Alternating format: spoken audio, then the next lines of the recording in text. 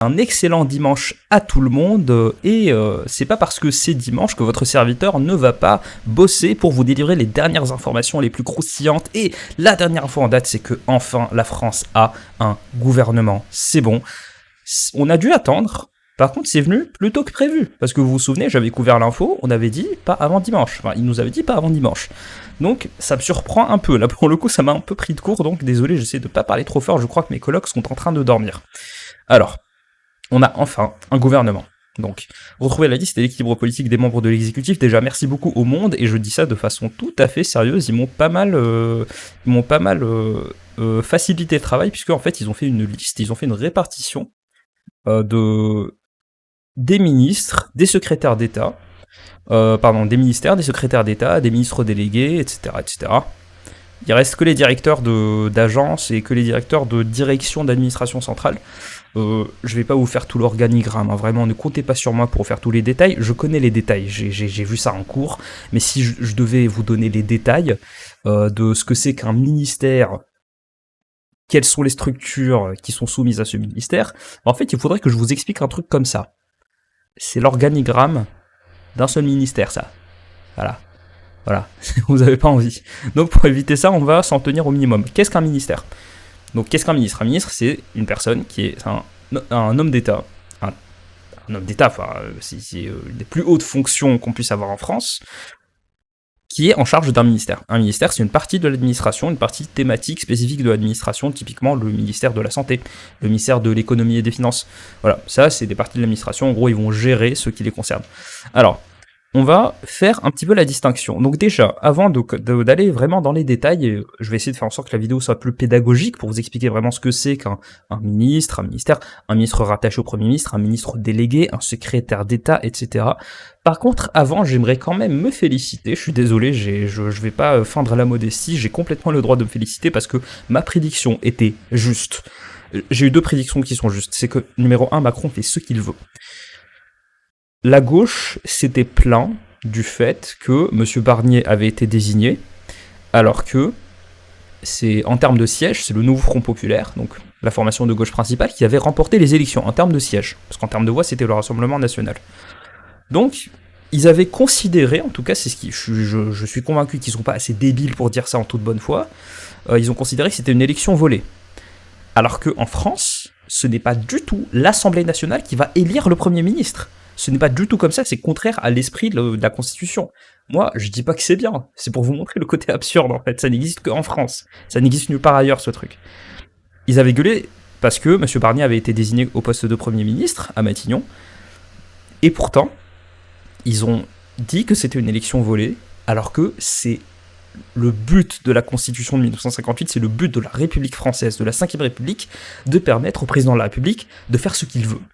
Donc déjà, Monsieur Barnier, rien de confirmé pour l'instant. Faites gaffe à ce que vous voyez, hein. Pour l'instant, cette info n'est pas confirmée, mais apparemment, il avait déjà présenté une première liste que Macron avait refusée. Le Premier ministre, quand même, qui est censé composer le gouvernement. C'est Macron qui décide. Première prédiction qui est juste. Même si M. Barnier, il a été désigné alors qu'à l'Assemblée nationale, son parti, c'est-à-dire les Républicains, ont fait un score misérable comparé à d'autres partis, comme par exemple le NFP ou le Rassemblement national. Donc, Macron fait absolument ce qu'il veut, il vient de vous le montrer, et surtout, c'est corrélé avec ma deuxième prédiction, c'est que ça allait être un gouvernement de macronistes, et c'est exactement ce qui s'est passé. Regardez, les 17 ministres de plein exercice, sachant qu'un ministre de plein exercice, je vais vous expliquer ça par la suite, mais ce sont les ministres les plus importants, de très loin. 7 sur 17, on en a 7 qui sont issus de Ensemble pour la République, c'est-à-dire le parti d'Emmanuel Macron, anciennement La République En Marche, 3 issus du rang des Républicains, alors que c'est quand même le Premier ministre, 2 DVD, donc divers droite, 2 issus du rang Modem, divers gauche, Modem, Horizon. On peut considérer que c'est plus ou moins la même chose que EPR. Donc là, on a une dizaine, sur plus de la moitié, des ministres les plus importants, qui sont, enfin c'est pas des ministres les plus importants, c'est les seuls vrais ministres en fait. On a, pareil ici, on a la moitié des ministres rattachés auprès du Premier ministre, qui sont Ensemble pour la République. Parti radical, c'est à peu près la même chose que Macron. Parti radical, c'est les gens qui étaient aussi centristes que Macron, mais qui n'avaient pas de figure comme Macron pour se démarquer, pour présenter un candidat présidentiable. Et les ministres délégués, alors on va y revenir. Pour l'instant, qu'est-ce qu'un ministre? Un ministre, c'est quelqu'un qui est en charge d'un ministère. Un ministère, c'est une partie de l'administration, comme je vous l'ai expliqué. Et là, la petite nuance, elle est là. Je vais commencer par les ministres délégués, ça va être beaucoup plus simple. Un ministre délégué, c'est quelqu'un qui est sous la tutelle d'un ministre, d'un ministère, mais qui a des fonctions plus spécifiques et il peut être en charge de certaines structures, il peut être en charge de son propre département. On appelle ça comme on veut, direction, agence, chacun. De toute façon, le gouvernement, c'est très très malléable. Un ministre peut disparaître d'un gouvernement à l'autre. Il n'y a rien qui empêche Monsieur Barnier de supprimer le ministre des Transports, parce que ce n'est pas un vrai ministre, en fait, c'est un ministre délégué. Voilà. Voire même un secrétaire d'État, il me semble. Il y avait une fonction où, en fait, ils oscillaient entre secrétaire d'État et ministre délégué, je me rappelle plus. Bref, on laisse tomber. Mais c'est très très malléable, un gouvernement. Ils peuvent faire plus ou moins ce qu'ils veulent. Donc un ministre délégué, c'est ça. Il a une fonction plus spécifique et par contre, il va siéger en Conseil d'État. Il va siéger en Conseil d'État, en Conseil des ministres. Ensuite, on a les secrétaires d'État. C'est en dessous. Il n'y a pas vraiment de hiérarchie. D'après viepublique.fr, il n'y a pas de hiérarchie en théorie, sauf que dans les faits, il y a quand même une hiérarchie. Un secrétaire d'État, c'est quelqu'un qui est encore en dessous, qui a une mission beaucoup plus spécifique, mais qui ne siège pas en Conseil des ministres, à moins que la situation l'exige. Le Conseil des ministres, c'est quoi? Le Conseil des ministres, c'est une réunion toutes les semaines, le mercredi matin, traditionnellement, même si rien n'empêche M. Macron de convoquer un Conseil des ministres quand il veut, pour faire l'ordre du jour, pour discuter, pour faire la synthèse de ce qui s'est passé. On lit des trucs, apparemment c'est la partie la plus ennuyante de la vie d'un ministre. Il y en a beaucoup qui ont siégé, qui ont été ministres pendant quelques mois, qui ont dit à quel point c'était usant, le Conseil des ministres. C'est surtout une tribune pour le président de la République, pour châtier, pour faire la morale, pour faire la leçon à ses sbires. Donc, les secrétaires d'État ne siègent pas nécessairement au Conseil des ministres. Ensuite, on a les 6... Vous comprendrez pourquoi j'ai parlé des 6 ministres rattachés auprès du Premier ministre en dernier, parce que déjà, ils sont très malléables, ça change. Leurs affectations, leurs fonctions changent d'un ministère à l'autre. Un ministre rattaché auprès du Premier ministre, ça va être comme un ministre délégué, c'est-à-dire qu'il aura une tâche très spécifique, mais il ne sera pas sous la tutelle d'un gouvernement, sous la tutelle d'un ministère, il sera sous la tutelle du Premier ministre directement. Donc en fait, ils sont ministres délégués, mais quand même un peu plus dans la hiérarchie en termes de responsabilité. Vous me le dites si je suis clair. Donc, vous comprenez pourquoi est-ce que les ministres délégués et les secrétaires d'État, c'est essentiellement des LR, parce que tout le monde s'en fout des ministres délégués. Les ministres délégués sont tout le temps sous la tutelle, donc on a les 5 LR, ils vont être sous la tutelle de eux. La République en marche, des macronistes. Incroyable. Je suis assez fier de moi. Mes prédictions ont été à 100% justes. Et j'ai dit qu'il n'y aurait pas de ministre du Rassemblement National. De toute façon, il l'avait dit. Et pas de ministre trop à droite quand même. À part. Alors, on va descendre tout en bas, puisque c'est là où le fun commence. Alors, Monsieur Didier Migaud, ministre de la Justice, donc on a des ministères qui sont donc les ministères de... Oula, je l'ai sur le bout de la langue. De plein exercice. Les ministres de plein exercice, il y en a qui sont plus prestigieux que les autres. Le ministère de la Justice, ça dépend pour qui, mais je pense pas que ce soit un ministère qui soit plus prestigieux que 2-3 autres, mais fait quand même partie du top, au moins du top 5. Il était président de la Haute Autorité pour la Transparence de la Vie Publique et pressenti pour entrer dans le gouvernement. Alors, la Haute Autorité pour la Transparence de la Vie Publique, c'est une vanne de A à Z. Franchement, ce truc, c'est une vanne. Plus il y a de la transparence dans la vie publique, et moins les Français dans les sondages font confiance en les hommes, accordent une confiance envers les hommes politiques.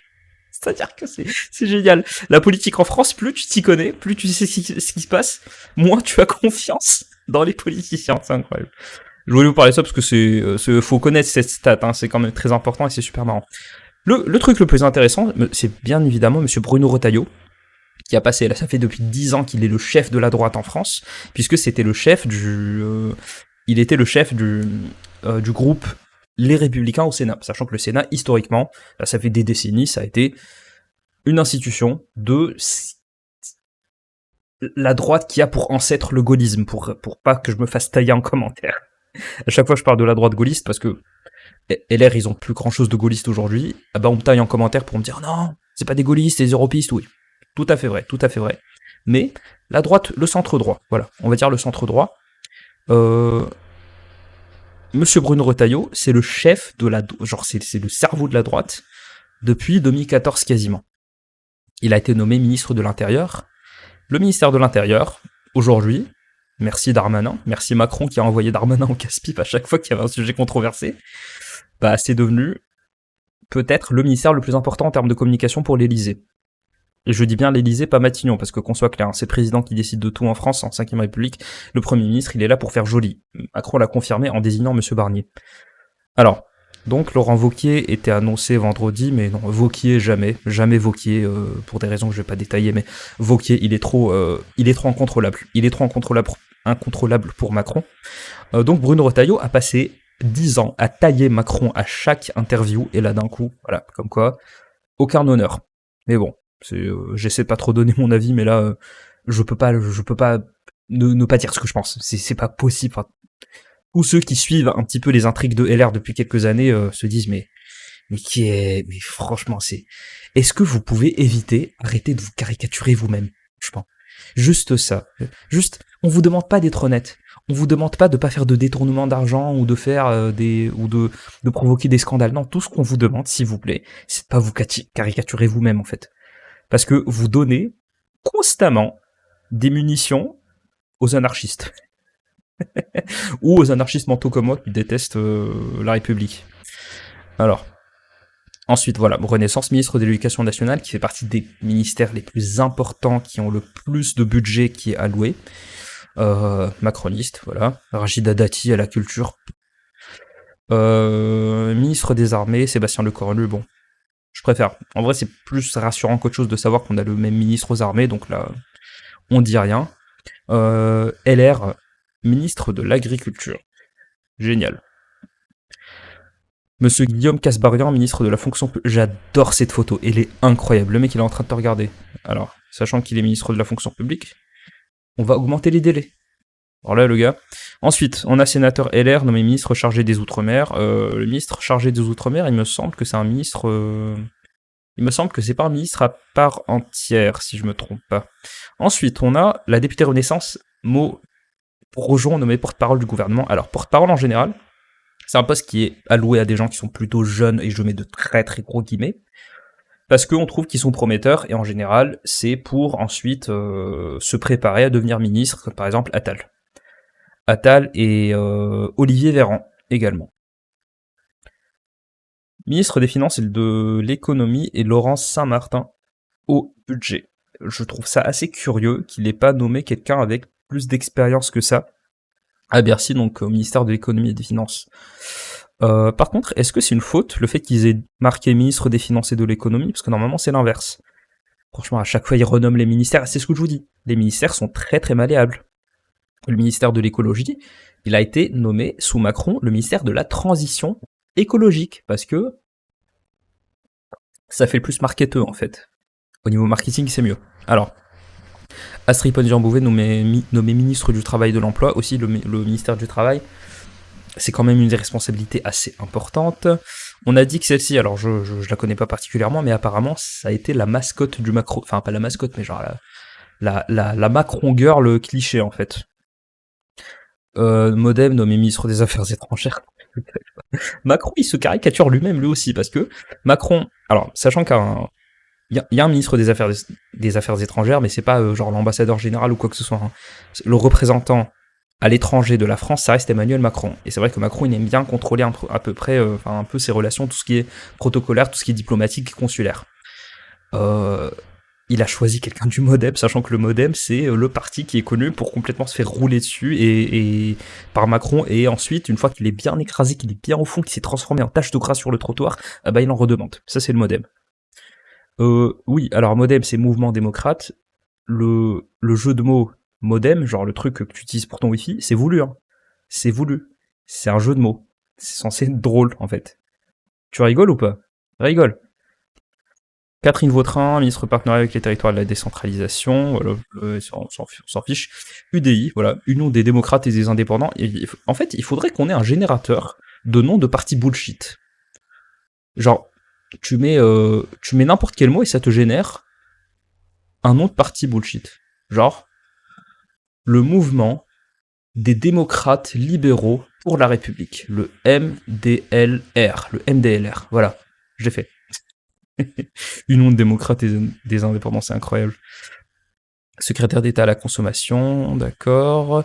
Ministre des Sports, de la Jeunesse, bon, pourquoi je vous montre ça? Alors, ministre de la Santé, voilà, modem, macroniste en fait. Enfin, ah oui, on a Madame Agnès Pannier-Runacher qui est l'autrice de ce magnifique passage. Puisque lorsque tu vas sur une ligne de production, c'est pas une punition, c'est pour ton pays.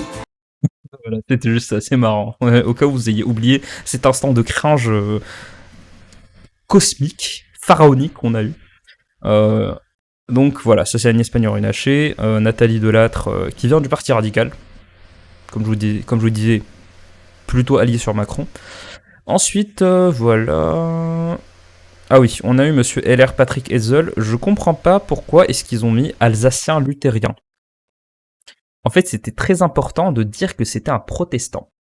Parce qu'ils voulaient pas qu'on pense que ça soit un Alsacien catholique. Et non. Le maire de Lorient, nommé ministre chargé de la mer et de la pêche, ok, UDI, donc LR ensuite, ministre délégué chargé de la sécurité du quotidien. Ok.